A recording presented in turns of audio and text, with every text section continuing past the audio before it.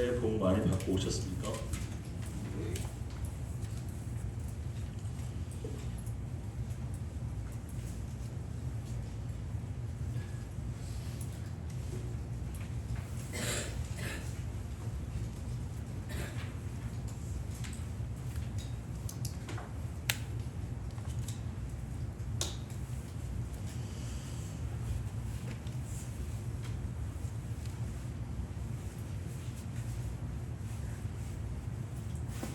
이제 저를 보는 시간이죠.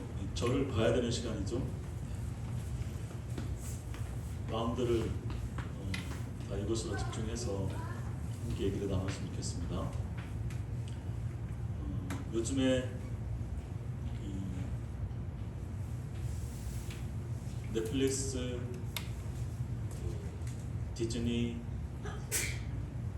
이런 OTT 서비스를 하는 회사들이 많아서 드라마, 영상, 예능 이런 많은 것들을 저희가 쉽게 접할 수 있고 또 몰아서 보는 그런 일이 참 많은 것 같습니다. 다들 영화 좋아하십니까? 네. 지루신 안 좋아하는 것 같아요. 가장 최근에 보신 영화가 혹시 김준호 집사님? 없습니까? 영화 같이 볼 사람 좀 붙여주시기를. 제가 최근에 본 드라마 중에 사랑하는 은동아라고 하는 제목이 있습니다. 목사님들이 설교 전에 영화나 드라마 본 얘기하면 굉장히 심각하다고 얘기를 하더라고요. 저도 틈틈이 보고 있는데 각오하고 지금 얘기를 드립니다. 근데 거의 대부분의 드라마들에 보면 꼭 빠지지 않는 그 레퍼토리 중에 한 가지가 기억 상실증입니다. 부잣집 아들이든 뭐 출생의 비밀이든 이렇게 다 있는데 대부분 보면 이제 기억 상실증이 하늘에 있어요. 그로부터 어떤 사건들이 시작이 되는 것을 봅니다. 그런데 그 기억 상실에서 깨어나는, 다시 기억을 재생하는 그러한 계기가 여러 가지가 있죠. 가장 많이 있는 게 뭘까요? 이 충격. 뚜루 팹니까? 뒤통수를 막 갈기고 아내랑 이렇게 최근에 두사부일체라고 하는 영화를 봤어요. 그렇게 많이 때리는 줄 몰랐어요. 제 머리가 막 따끔거릴 정도로 정말 너무 폭력적으로, 진짜로 이렇게 무슨 소리나 이런 효과로 하는 게 아니라 정말 배우들이 많이 봤더라고요. 뒤통수를. 그러면 뭐가 깨어나나? 그러진 않죠. 근데 충격적으로 이렇게 사람의 기억이 다시 돌아오는 경우도 있는데, 기억을 그러니까 다시 회상할 수 있는 그러한 장소를 간다든지, 그러한 사람을 만난다든지, 그러한 말을 들었을 때 이 사람들이 이제 제일 많이 이렇게 기억이 돌아오는 것 같기도 하고, 또 이런 경우도 있어요. 그러니까 정말 사랑하는 사람의 어떤 그 말이나 정말 그 사람이 나를 사랑한다라고 하는 것들을 느꼈을 때 아마 그게 가장 큰 충격 요법 같아요. 그래서 이전의 일들을 다시 기억하게 합니다. 그래서 왜 그럴까 이렇게 보면, 여러분 혹시 이제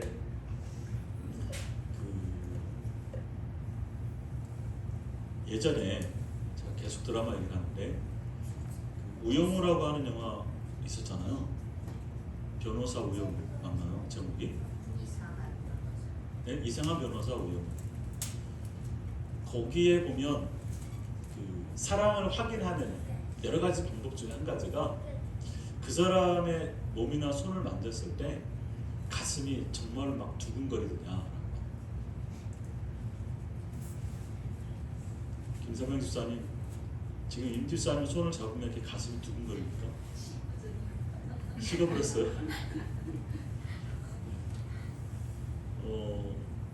손끝만 닿아도 이렇게 옆에만 앉아 있어도 그 사람의 목소리만 들어도 그 사람의 향취만 느껴도 막 두근거리고 가슴이 벌렁거린다 그러죠.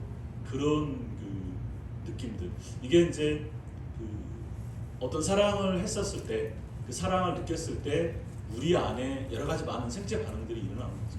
그 중에 가장 큰 게 이제 가슴에서 일어나는 겁니다. 그것이 우리의 뇌파나 이런 많은 것들을 자극하는 게 아닐까라는 생각이 좀 듭니다.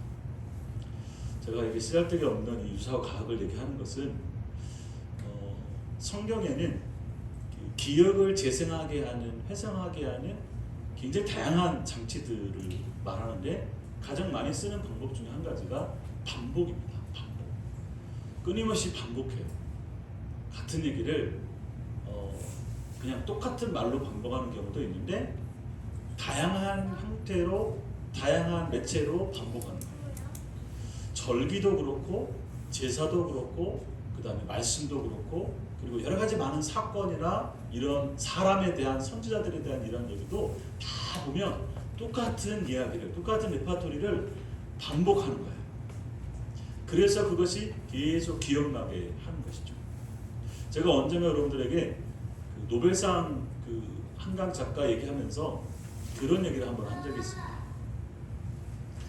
그 외국의 유명한 그 노벨상 문학 작품들이 고전이 되고 굉장히 유명해진, 그리고 그것들이 많은 사람들에게 영향을 미치게 된 그러한 원인 중에 한 가지가 뭐냐면 작가는 그 작품을 한 번 썼어요.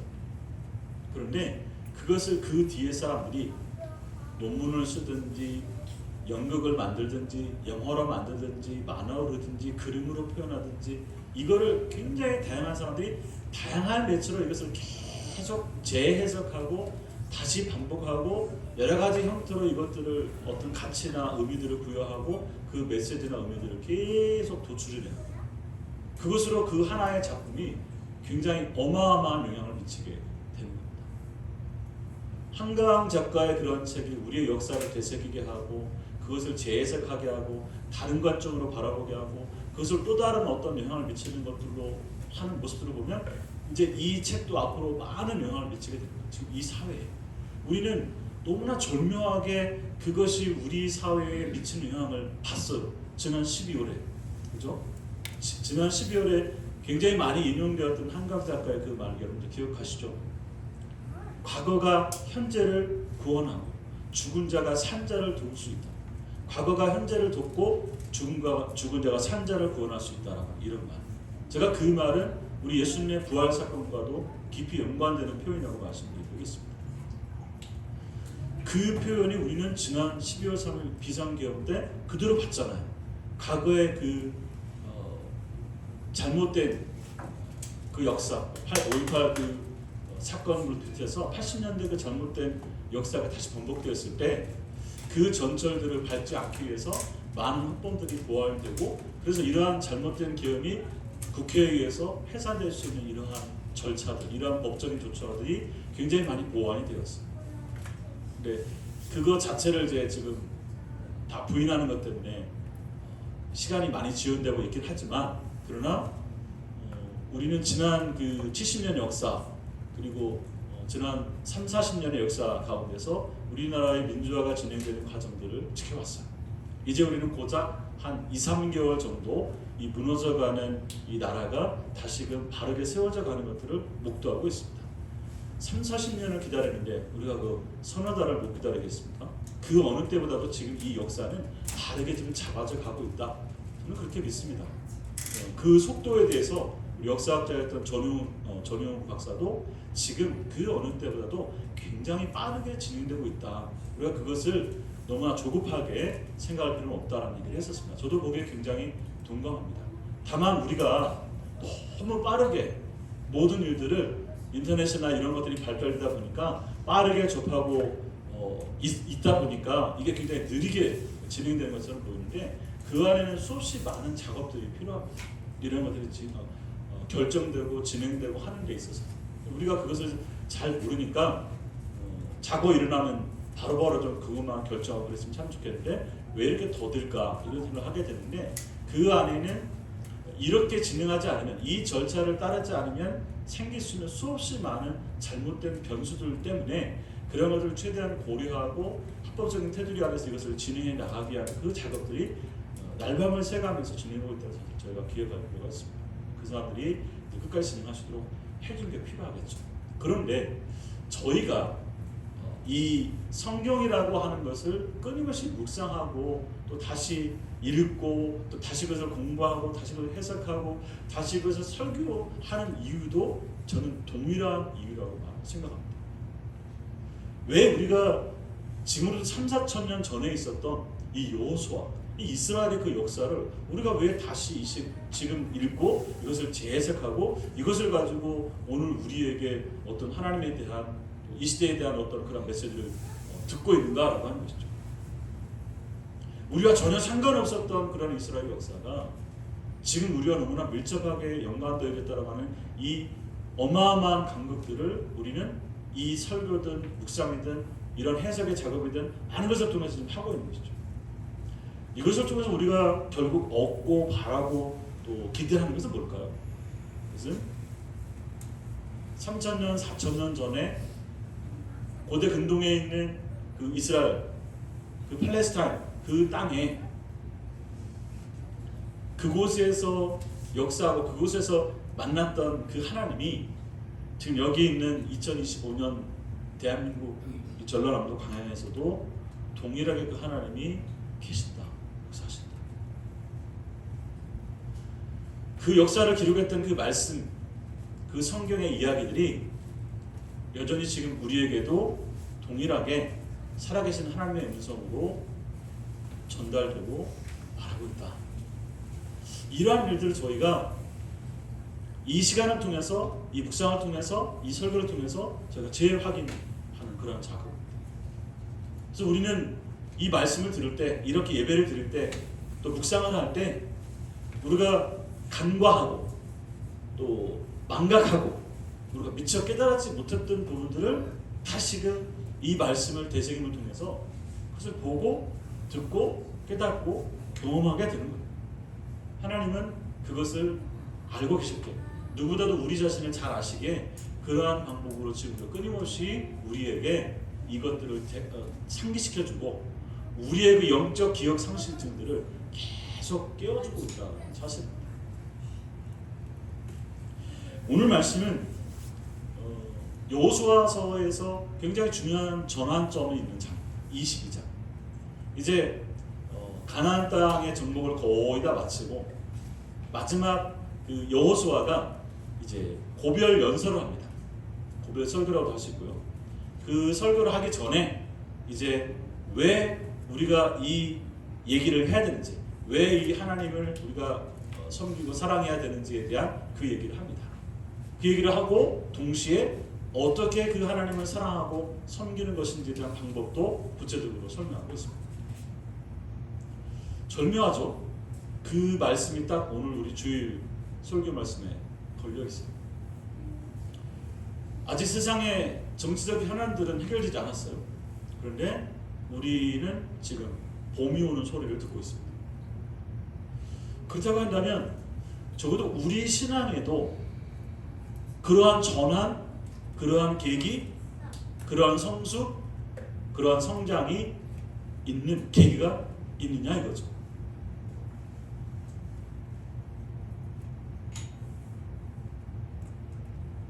(2024년도에) 나라고 하는 사람 그리고 2025년도에 나라고 하는 사람은 과연 얼굴과 키가 더 노쇠해지는 이들도 있고 성숙해지는 이들도 있을 겁니다. 그런데 과연 우리의 마음, 우리의 신앙, 우리가 하나님과의 그런 관계는 진전이 있나요? 그렇죠? 진전, 성숙, 아니면 퇴보, 아니면 약해졌는지 여러분들 자신이 잘 알리라고 생각합니다. 사랑은 무르익어 갑니다. 더 깊어져 갑니다. 그런데 우리의 신앙이 그 깊어지고 무르익어 가는 것과 무관하다. 그러면 지금 우리는 살아있다고 보기 어렵습니다. 오늘 이러한 부분들을 이 여호수아 말씀을 좀 저희가 보면서 오늘 말씀의 제목이 우리가 주를 사랑하면이라고 하는 제목으로 잡았어요. 뻔한 얘기죠. 오늘 여호수아가 그 이스라엘 백성들에게 명령한 게 있어요. 오늘 말씀을 쭉 읽으시면서 보셨죠? 얘기해 보시겠습니까? 여호수아가 이스라엘 백성들에게 이렇게 하라라고 하는 거. 저를 보는 게 아니고 지금은 말씀을 한번 살펴봐야 될까요?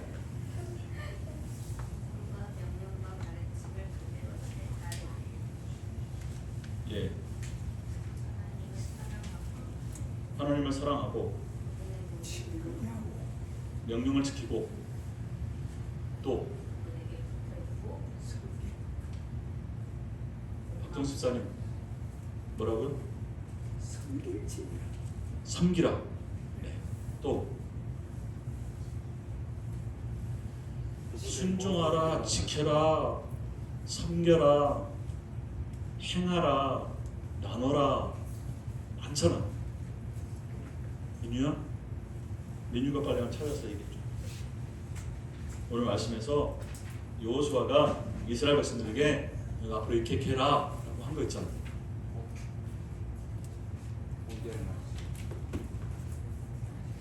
아, 지구가 없구나. 아유, 미안. 다 찾으셨습니까? 네. 빨리 이쪽부터 우리 천양희 사님부터 하나 얘기해 보세요.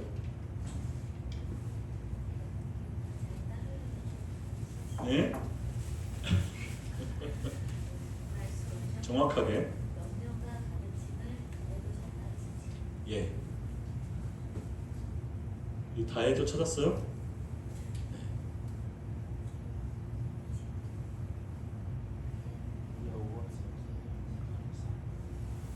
우리 박사라 권사님? 네. 다해가 사랑하라고. 네, 찾았습니다. 우리 박경수 집사님?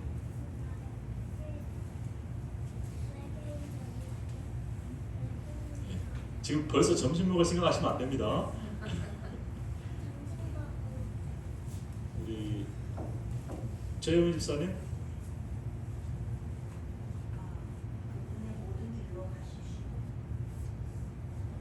네, 모든 길로 가십시오. 그렇습니다. 여러분 이 설교 시간에 제가 막 밥을 막 비벼가지고 그냥 여러분 입에 떠내게 줄 거라고 너무나 익숙하게 앉아 계시는데 그러지 마십시오. 여러분들이 밥을 직접 숟가락으로 떠서 입에 씹어야 이게 물기 약이 됩니다.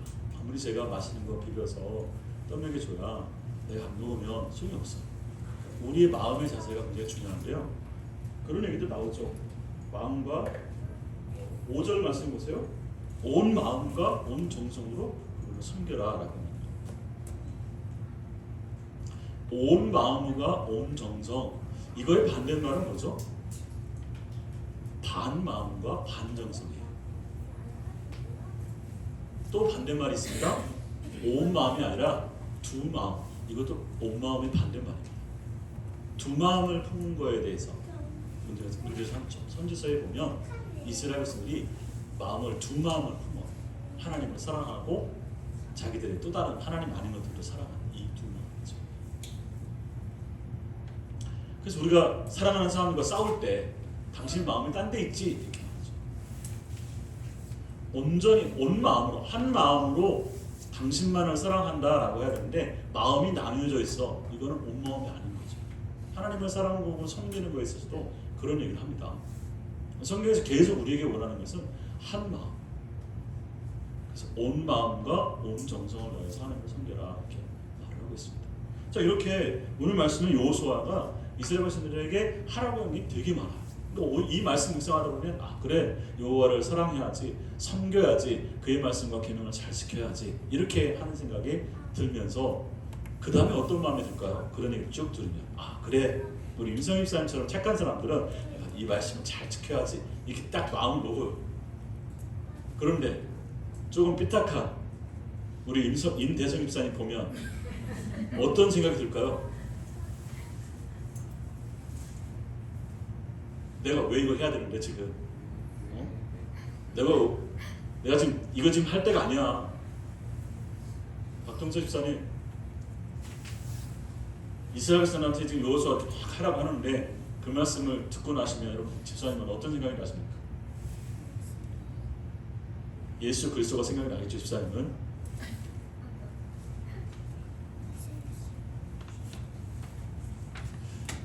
저는 이제 오늘 우리 가족들에게 이 얘기를 하면서 우리가 주를 사랑하는이라고 하는 이 제목을 붙인 이유가 있어요. 제가 항상 우리 가족들에게 강조하는 부분인데 우리가 말씀을 읽을 때 우리에게 명령하는 거 잘 들어야 됩니다. 하나님께서 우리가 하라고 하신 것도 그러한 교훈들을 잘 찾아내야 됩니다. 근데 그보다 더 중요하게 제가 늘 강조하는 게 있어요. 우리가 왜 그것을 해야 되는지 그 이유를 알아야 되죠. 다른 표현으로 하면 내가 왜 하나님의 이 명령을, 이 성경의 이 교훈을, 여호수아의 이 명령을 내가 따라야 되느냐 이거죠. 그 이유를 저희가 알아야 됩니다. 그것을 다른 말로 하면 하나님이 대체 우리한테 해준 게 뭔데 이거를 하라 마라 하지? 라고 하는 질문이에요. 다시 말해서 대체 왜 우리가 하나님의 명령을 이렇게 순종해야 되냐, 하나님을 섬기고 사랑해야 되느냐라고 하는 그 부분을 알아야 된다는 거죠. 그래서 그거를 질문을 가지고 이 말씀을 보면 그게 나와 있어요. 하나님 우리한테 너네가 이렇게 잘 순종하면 내가 복을 줄게 이렇게 말하는 것 같아요. 우리가 기존의 신앙으로 이 성경을 보면 아 그렇게 이렇게 잘 순종해야 이스라엘 백성들이 복을 받는구나, 가나안 땅에서 잘 사는구나, 잘 먹고 잘 사는구나. 그래서 우리의 신앙도 내가 하나님께 열심히 헌신하고 열심히 말씀을 묵상하고 열심히 순종하면 하나님 우리에게 복을 주실 거야 이렇게 됩니다. 내가 예수를 잘 믿으면 나를 구원해주고 나에게 복을 주고 나를 잘 살게 해주고 내가 하나님 마다 잘 되게 해줄 거야 라는 식으로 우리가 이 신앙을 생각합니다. 위험합니다. 그 모든 우리 기존의 신학의 그 일부는 그렇지 않지만 신학의 축소판이 지금 정광훈이라고 하는 이 사람을 아무도 건드리지 못하는 이런 상황이 됐어요. 제가 너무 논리적 비약이 심각한 것 같은데 제가 그 글은 오후에 우리 가족 단톡방에 공유하겠습니다. 왜 정광훈이라고 하는 사람은 이단으로 정죄하지 못하고 왜 저 사람의 저 전횡을 그대로 다 모든 사람들이 보고 있고 심지어 거기에 많은 사람들이 동조하고 있느냐라는 거죠. 거기에는 역사적인 어떤 정치적인 이러한 부분도 있지만 저는 가장 크게는 우리의 신학이 지금 이 기복적 그러한 신학, 왜곡된 신학, 이것이 오늘날 이 목사 이러한 신앙인 이러한 교회를 만들었다. 저는 그렇게 생각합니다. 특별히 대한민국에서. 그 중에 한 가지가 방금 말씀드렸던 것처럼 우리가 하나님을 믿는 것에 대해서 하나님을 제대로 알지 못하고 종교에서 말하는 어떤 규례, 그 규칙, 그 법 이것들을 우리가 잘 헌신하고 순종하면 그것이 복을 얻는 길이다라는 생각으로 이 종교적 사상이 기글되어 버렸어요. 지금 그렇게 우리가 좀 알고 있죠. 그래서 왜 이렇게 열심히 헌신하고 왜 이렇게 열심히 뭔가를 드리고 왜 이렇게 치정을 드리고 이렇게 하고 있냐라고 물어보면 내가 이렇게 하면 하나님의 보좌를 움직여서 하나님 마음을 감동시켜서 하나님 우리에게 더 많은 것들을 주시지 않을까 이런 마음이 우리 가운데 있는 거예요. 그래서 열심히 뭔가를 하고 있어서 감사하고 영광 돌리고 막 그것을 간증하고 하는데 돌아보면 뭔가 찝찝해. 하나님의 영광이 드러나는 게 아니라 내 자신의 의가 드러나고 그것이 반복되면 반복될수록 이제 웬만한 거 가지고서는 어떤 응답이나 간증거리 되지 않고 그리고 이제 내가 뭐만 해도 하나님이 아니라 내가 마치 이 모든 것들을 얻어내고 잘해서 된 것처럼 느껴져요. 그러니까 나중에 심지어 하나님 너 까불면 죽어 라고도 아무렇지도 않게 말할 수 있게 된 거예요. 제가 지금 논리적 비약이 너무 심했습니다. 그 중에 한 가지, 우리가 이런 신앙으로 가게 된 그 원인 또는 결과도 바로 이런 말씀을 우리가 묵상하고 났을 때 바로 내가 해야 될 일만 생각하니까 그래요. 우리는 이 말씀을 통해서 끊임없이 하나님이 어떤 분이신가라는 것을 알아야 돼요. 왜 이분이 이런 얘기를 하는지, 어떤 근거로 나에게 순종하라고, 나에게 하나님을 사랑하라고 말하는지, 그걸 저희가 알아야 되는 거죠.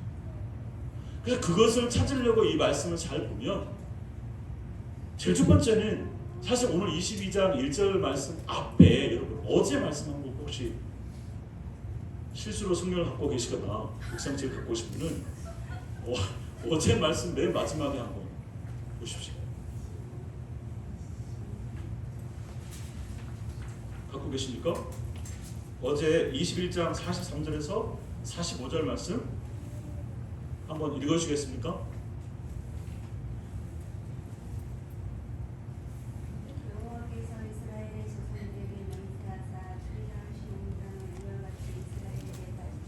주셨다.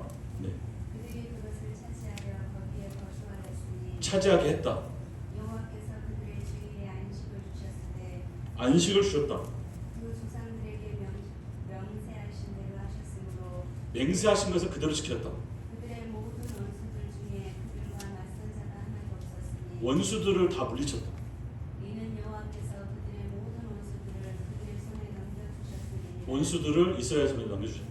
여호와께서 이스라엘 족속에게 말씀하신 선한 말씀이 하나도 남음이 없이 다 응하였더라. 말씀을 선한 말씀 주셨고 그것을 다 응하게 하셨다. 그래서 오늘 여호수아 1절에서 이게 22장 1절에서 3절까지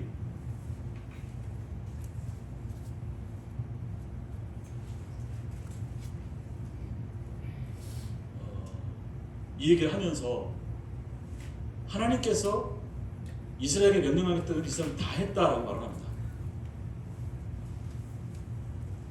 우리가 여호수아를 쭉 계속 묵상해 오면서 여러분 여리고 전투, 아이성 전투 기억하시죠? 여리고 성을 정복했을 때 이스라엘이 한 게 뭐죠? 그냥 성만 한번 돌았죠. 그것을 무너뜨리고 이기게 하신 분은 누구예요? 하나님이죠. 아이성에도 마찬가지죠. 아이성의 전략을 세워서 매복 작전을 세워가지고 전략적 후퇴했다가 매복했던 사람들이 중간을 끊어서 아이성을 정복해 나가는 이런 작업들을 이렇게 보면 그것도 아무리 이스라엘이 전략이 좋다 하더라도 이 사람들이 그것을 속아줄 수 있어야만 그러한 모든 상황들이 절묘하게 맞아져야만 이것이 성공할 수 있었다. 이것들은 결국 돌아보면 하나님께서 은혜를 베풀지 않으면 하나님께서 허락하지 않으면 이 모든 준비 수고 헛되다라고 하는 것도 저희가 아는 거죠. 결국 하나님이 하셨다는 겁니다. 하나님이 하셨기 때문에 이스라엘이 요단 동편에 르우벤, 갓, 므낫세 반지파만 그리고 나머지 요단 서편에 있는 이 9집과 반이 그 땅을 다 정복하고 분배받을 수 있었다. 이렇게 합니다. 누가 하셨느냐? 여호와께서 그것을 다 차지하게 하고 주고 원수들 물리치게 하고 약속하신 것을 지키고 맹세하신 것을 지키고 그리고 하나님께서 이 모든 것들이 가능하게 했다. 그러므로 이 유단 동편이든 서편이든 그 명령한 대로 다 그 땅을 정복하게 되었다. 이렇게 말합니다. 여기서 우리가 기억해야 될 것이 지금 이스라엘이 이 동편이든 서편이든 이 땅을 다 정복해서 그 가운데 살 수 있게 된 것은 하나님께서 그렇게 해주셨기 때문이다. 이거를 땅을 차지하겠다라는 표현하고 안식을 주었다라고 하는 표현을 합니다. 땅과 안식. 여러분 창세기 보면 이 천지 만물을 창조하신 가장 중요한 목적이 있어요. 7일 동안 창조하시면서 그러니까 6일 동안 창조하시고 마지막 7일째 안식했다고 나오죠. 그것이 창조의 목적입니다. 안식. 그 말을 다른 말로 샬롬이라고 말하고 평안이라고 말하고 천국이라고 말합니다. 그 말은 무슨 말이에요? 샬롬, 평안, 안식, 천국. 이것은 아무 일도 안 하고 아무 문제도 없고 아무 걱정도 없고 하는, 그래서 편안하다라고 하는 그런 의미만 가지고서는 설명할 수 없어요. 성경에서 말하는 참된 안식, 샬롬, 평안, 하나님의 나라는 어떤 의미로 저희가 이해를 해야 하냐면 하나님과의 관계, 하나님과의 동행, 하나님의 임재가 있을 때 그것이 참된 안식, 참된 평안, 샬롬, 하나님의 나라 이렇게 말을 합니다. 하나님과의 관계가 회복이 되어져 있는 그러한 상태, 하나님과 온전한 관계 안에 있는 상태, 하나님 우리 가운데 임하시는 상태, 하나님의 뜻이 우리 가운데 이루어지는 그러한 상태, 이러한 상태를 샬롬 또는 안식이라고 표현합니다. 하나님의 천지만물을 다 지으시고 마지막 날 7일째에 쉬었다는 것은 아무것도 안 했다는 얘기가 아니라 우리와 이곳에 충만하게 임재하고 함께 계신다.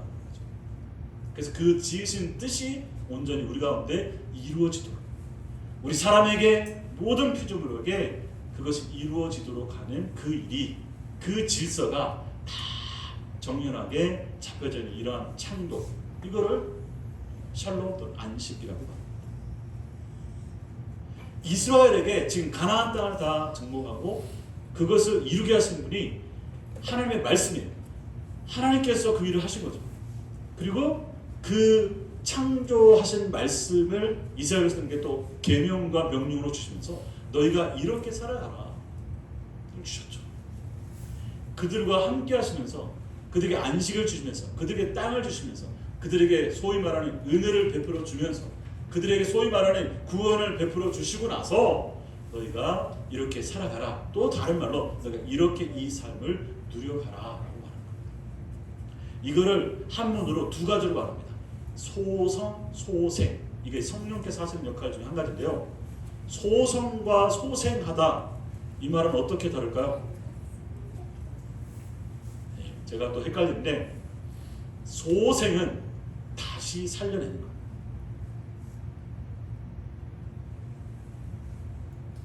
소성은 뭐예요? 살아가게 하는 거예요. 이 두 가지 역할을 성령께서 하시고 예수님께서도 마찬가지예요. 성령께서 이것을 가능하도록 그러한 능력을 우리에게 주십니다. 우리가 다시 하나님을 믿고 그 하나님 안에 살아갈 수 있도록 하는 것. 지금 이 그림이 여호수아에서 그대로 있는 거예요. 그래서 1절에서 3절에 그런 말씀 나오죠. 그 다음에 4절에서 6절 말씀에도 보면 하나님께서 여러분의 형제자매들을 편히 쉬게 하셨다.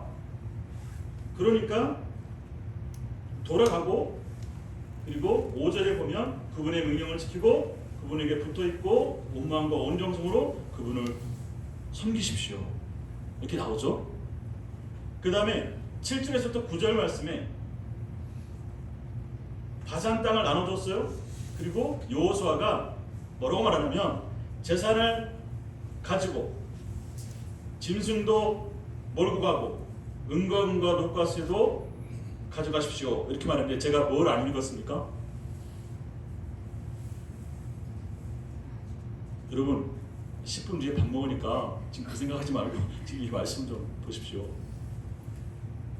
제가 8절 읽으면서 빼먹고 읽은 부분이 뭐예요?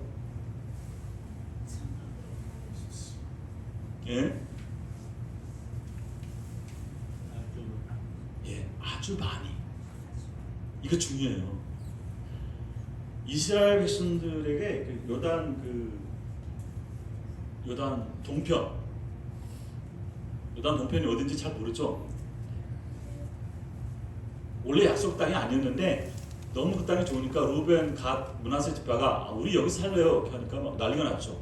우리가 하나님께 약속하신 땅은 요단 서편 땅, 그 가나안 땅인데 왜 여기서 지금 멈춰? 너네 그러면 안 되잖아. 그러니까 루벤, 갓, 므낫세 지파가 그러면 우리가 이 땅을 주시는 조건으로 우리가 제일 먼저 서쪽에 들어가서 가장 성공해서 우리가 그 땅을 정복하고 다 하고 다 마치면 그때 우리가 이 땅으로 돌아올게요. 그래서 기념비도 세우거나 그런 약속을 지키고 오늘 여기 한 얘기는 뭐냐면 너희가 그 약속을 제대로 지켰다 이 얘기를 확인시켜주고 있는 거예요. 그래서 여호수아에 보면 이 르벤, 갓, 므낫세 지파가 약속하고 그것을 지켜낸 내용들이 그 중간중간에 계속 나와요. 그래서 여기 8절에 보면 이제 전쟁이 다 끝났기 때문에 너희가 여기서 취한 많은 전리품들을 아주 많이 갖고 갈 수 있는 대로 다 가지고 돌아가라 이렇게 얘기를 합니다. 이게 첫 번째 명령이에요. 돌아가는데 그곳에 가서 이들이 해야 될 일이 있어요. 뭐예요? 예, 그것을 나눠줘라 이렇게 말합니다. 민수기에 보면 이 전리품을 나누는 기준이 있어요. 뭘까요? 참가한 사람들은 절반, 나머지 절반은 이 회중들에게 다 주는 거예요. 이게 이제 규칙이 정해져 있습니다. 자기들만 그것을 차지하고 누리는 게 아니라 이것을 가서 이웃들에게 나누라 이렇게 말합니다. 근데 이거를 아주 많이 줬다 이렇게 말합니다. 그러면서 가서 그것을 나누라고 말을 하죠. 준 것도 없이 가서 나누라고 하면 합니까 안 합니까? 하나님이 우리에게 주신 것 중에서 우리가 어떤 헌금을 들고 할 때 준 것도 없으면서 헌금하라고 해요? 예전에 그랬죠. 없으면 빚을 내서라도 헌금해라. 뭐 하나님께서 더 부어주실 것이다. 이렇게 해가지고 막 성도들 막 그렇게 모았죠. 그게 잘못된 신앙입니다. 우리는 하나님 우리에게 주신 것만 드릴 수 있어요. 내게 없는 거 드릴 수 없습니다. 근데 알고 보면 바울 사도가 그런 거 가자. 나의 나된 것이 하나님의 은혜라. 우리가 이렇게 이 땅에 눈을 뜨고 생명을 가지고 인간으로 태어나는 것 자체가 하나님의 은혜입니다. 그 중에 특별히 우리를 하나님의 자녀로 하나님의 거룩한 백성으로 구원해서 주님의 몸된 교회로 삼아주신 거 더 큰 은혜예요. 그러면서 우리에게 이 땅에서 살아가는 그런 하나님의 사람으로서 살아가는 그런 일들을 말씀을 통해서 알려주시는 겁니다. 그 얘기를 하면서 끊임없이 하나님은 우리가 어떤 존재인지, 우리가 어떻게 하나님께서 우리를 어떻게 사랑하셨는지, 우리가 주신 그 은혜가 무엇인지를 계속 상기시켜주고 있는 거예요. 여호수아에서는 이스라엘 백성들이 어떻게 이 가나안 땅에 들어오게 되었는지, 어떻게 이것을 정복하고 우리가 어떻게 이것을 누리고 어떻게 우리가 이곳에서 이 많은 자손들로 번창할 수 있었는지, 주변에 그 많은 강대국 틈바구니 속에서도 우리가 아무것도 무기도 변변치 않고 모든 것들이 다 변변치 않은데도 불구하고 우리가 이곳에서 여전히 건재하고 있는지에 대한 그 얘기를 전적으로 하나님께서 너희를 이곳으로 인도하셨고 너희를 정복해 하셨고 너희에게 땅을 주셨고 너희를 살게 하셨고 이 모든 것들을 허락해 줬기 때문에 지금 너희가 있는 거다. 그러므로 너희가 라고 하는 얘기를 하는 겁니다. 그러면 지금 저희가 이 부분들을 어떻게 확인합니까? 지난달 제가 여러분들한테 땅이냐고 물어보니까 딱 2분밖에 등기가 없고 나머지는 전부 다 임대 전세라고 했었어요. 그런데 이미 우리는 하나님 나라의 거룩한 백성의 기업을 이미 받고 있다 말씀드렸죠. 그거를 여러분들이 믿음의 눈으로 믿음으로 확신하고 확인하고 제대로 알지 못하면 우리는 이 말씀들이 아무 의미가 없어요. 여호수아에게 명령한 여호수아에서 있는 이 말씀이 나와 상관이 없는 거죠. 근데 오늘 우리가 이 말씀을 보면 살펴보니까 하나님께서 예수 그리스도를 통해서 우리에게 주신 그 은혜가 무엇인지, 제가 아까 기도 가운데서도 우리가 지금 이곳에서 예배할 수 있으니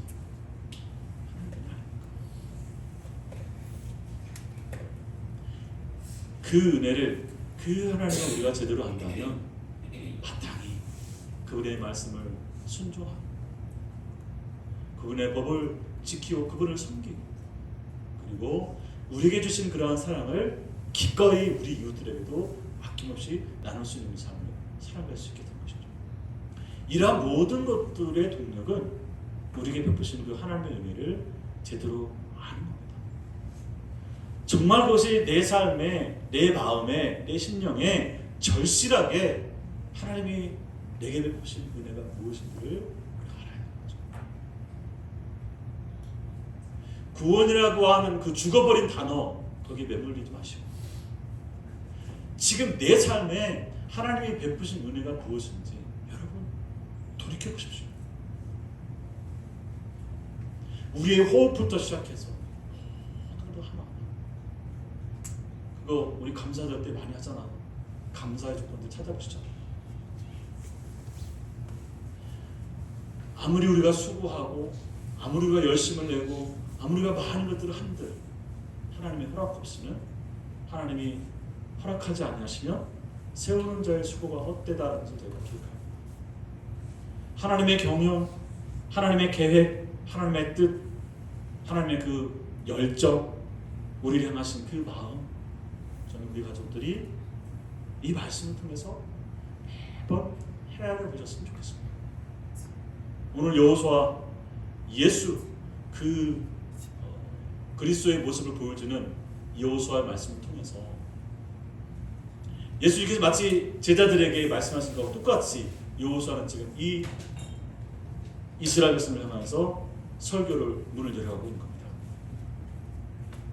예수님께서 다 복을 행하시고 나서 하나님 나라 그 이 땅에 임재하고 나서 처음으로 하신 일성이 돌이켜라, 회개하라, 그리고 나에게 돌아와라. 하나님 나라가 임했다. 내가 왔다 이렇게 말입니다. 그러므로 너희가 복이 있는 사람은, 애통하는 자는 복이 있나니라, 이런 산상수 같은 말씀 주시고, 너희도 가서 이와 같이 너희도 가서 제자 삼으라, 이 천국의 복음을 가르치고 전파하고 나누라, 이런 말씀을 하신 겁니다. 그 역사를 저희가 계속 보고 있는 것이죠. 사랑하는 여러분, 우리가 주를 사랑하면 복을 받기 위함이 아니에요. 이미 복을 받았기 때문에. 우리가 주를 사랑하면 우리 주님이 먼저 우리를 사랑하셨기 때문이었습니다. 우리가 주님의 사랑을 나눌 수 있는 것은, 이걸 나누면 하나님이 더 많은 것을 주시기 때문에 그렇습니까? 이미 우리에게 주신 것이 너무 크기 때문에, 우리를 통해서 그 사람들도 복을 얻게 하게 하신 그런 하나님의 뜻이 있기 때문에 이렇게 할 수 있는 것입니다. 사랑하는 우리 모든 강한 사랑의 가족 여러분, 여러분들 주님을 예배하고 주님의 말씀 묵상하고 우리 말씀에 순종하고 그를 섬기는 것, 이것이 더 성숙하고 온전해지기 위해서 하나님이 나에게, 우리에게 베푸신 그러한 은혜와 사랑이 무엇인지 더 깊이 깨닫고 더 깊이 알고 더 깊이 체험하는 그러한 놀라우신 감동의 역사가 여러분들 삶의 자리에 또 2월 한 달, 이 한 주간 매일매일 차곡차곡 풍성하게 채워질 수 있기를 주의 이름으로 축원합니다. 함께 기도드리겠습니다. 주님 고맙습니다. 오늘도 우리에게 주의 은혜와 사랑으로 이곳에 와서 주를 예배할 수 있도록 은혜 베풀어 주시고, 그 사랑을 확인하게 하여 주시고 알게 하여 주시고 맛보게 하여 주시니 감사합니다. 우리에게 주어져 있는 사명과 삶을 생각하기 이전에 나의 선 자리와 주님이 함께 하심과 우리에게 베푸신 은혜들을 먼저 기억하고 바라보게 하여 주시옵소서. 우리 가족들의 믿음의 눈, 듣는 귀, 그 마음의 강팍함들을 녹여주셔서 하나님의 말씀, 하나님의 사랑, 하나님의 은혜를 있는 그대로 온전하게 바라보고 경험하고 듣고 깨달을 수 있는 그러한 영적 감각도 좀 허락하여 주시옵소서. 그래서 우리 사랑의 모든 가족들은 우리의 열심이 아니라, 우리의 헌신이 아니라, 우리의 능력이 아니라 오직 하나님의 은혜로 우리가 하나님을 사랑하고 살아갈 수 있음을 분명히 깨닫고 살아가는 모든 가족들이 될 수 있도록 믿음을 더하여 주옵소서. 오늘도 우리의 몸과 마음과 뜻과 정성을 다해서 우리에게 베푸신 은혜에 감사하며 주님 앞에 예배합니다. 주님께 모든 것을 드립니다. 귀한 예물로 함께 드립니다. 드릴 수 있는 은혜 주심을 감사드리고, 나눌 수 있는 은혜 주심을 감사드리고, 예배할 수 있는 은혜 주심을 진심으로 감사를 드립니다. 우리 모든 광야의 사랑의 가족들이 복이 되어서 이제 우리의 삶의 처소, 우리의 일터, 세상 곳곳에 이 복을 흘려보내는 축복의 통로로 부족함 없이 살아갈 수 있도록 하나님 인도하여 주시옵소서. 이스라엘에게 약속의 땅과 거기서 살아갈 수 있는 것들과 그들의 보호와 그들의 안식과 그들의 모든 인도를 허락하셨던 것처럼 오늘 여기 있는 우리에게도 동일한 은총으로 변함없이 함께 역사할 줄로 믿사 오늘의 모든 영광을 주님께만 올려드리며 우리 구주 예수 그리스도 이름으로 봉헌 기도 드립니다. 지금 우리 예수 그리스도의 은혜와 하나님 아버지 큰 사랑과 성령님의 위로 교통 충만케 하시니 주의 사랑에 감동하여 주님을 사랑하며 섬기며 그리고 나누며 사이로 다짐하며 여기 있는 모든 우리들 머리머리 위로 저들의 삶의 자리와 저들의 일터와 이민족과 땅까지 복음을 증거하는 주님의 귀한 종들의 그 공동체 위에 영원토록 함께 있을지어다. 아멘.